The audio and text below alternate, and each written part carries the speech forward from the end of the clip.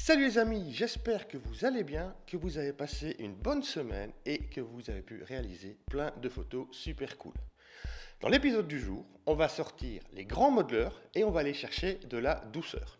Pour ce faire, j'ai demandé à Anouk de venir en studio pour réaliser toute une série de portraits, qu'on peut qualifier de typé beauté, où on va aller chercher beaucoup de douceur.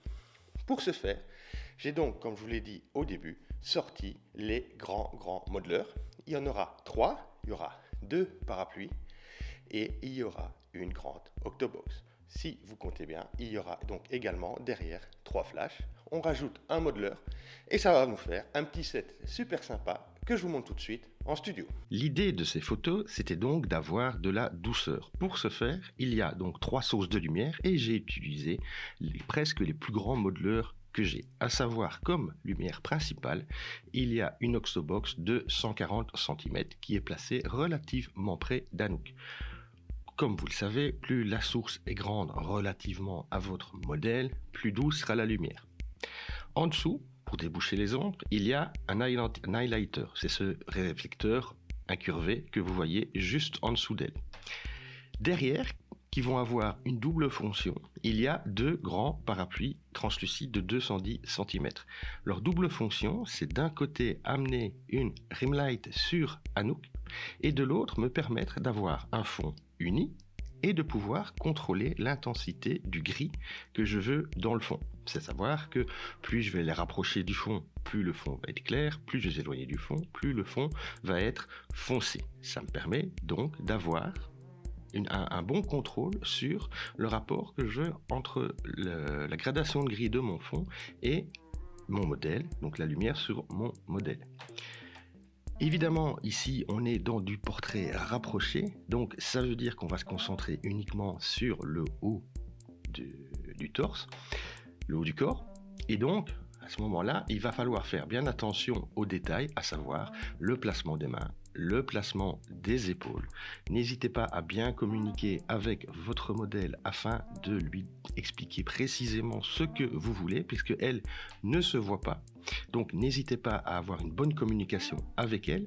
Comme vous le voyez sur ce plan, l'Octobox qui nous sert de lumière principale est placé relativement près d'elle, en tout cas plus près que son diamètre qui est d'1,40 m. Donc elle doit être à peu près à 1 m, 1,20 m, grand maximum. Et l'highlighter est légèrement incliné vers elle, de façon à avoir un peu de lumière qui remonte, mais pas trop. Alors, attention que c'est une question d'angle. Donc, vous pouvez l'incliner comme vous le désirez. C'est juste vous qui, en fonction de son inclinaison, allez décider de ce que la quantité de lumière que vous allez renvoyer sur votre modèle.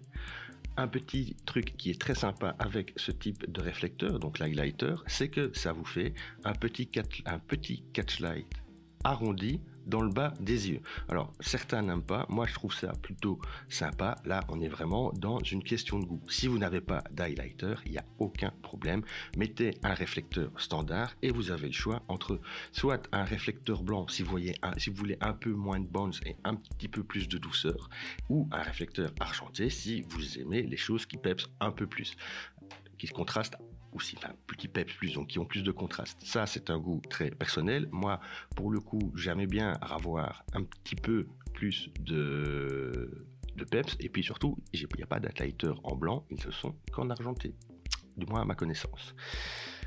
Le reste, comme je vous le disais, c'est une question de communication entre vous et le modèle, de voir à quel moment, de voir quelle est la façon la plus intéressante de placer chaque partie de son corps. Donc ici, par exemple, vous voyez, je lui ai carrément demandé d'entourer son visage avec les mains. Comme on cherche de la symétrie, n'hésitez pas à faire des petites corrections, parce que comme je vous le disais, elle ne se voit pas.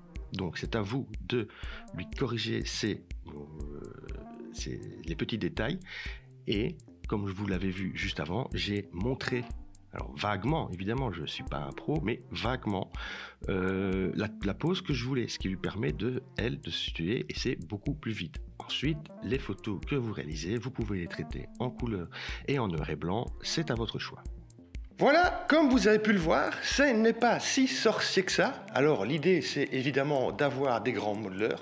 Si vous n'en avez pas des aussi grands que les miens, vous pouvez toujours prendre les plus grands que vous avez et les rapprocher de votre modèle, puisque plus une source de lumière est grande relativement à votre modèle, plus douce sera la lumière.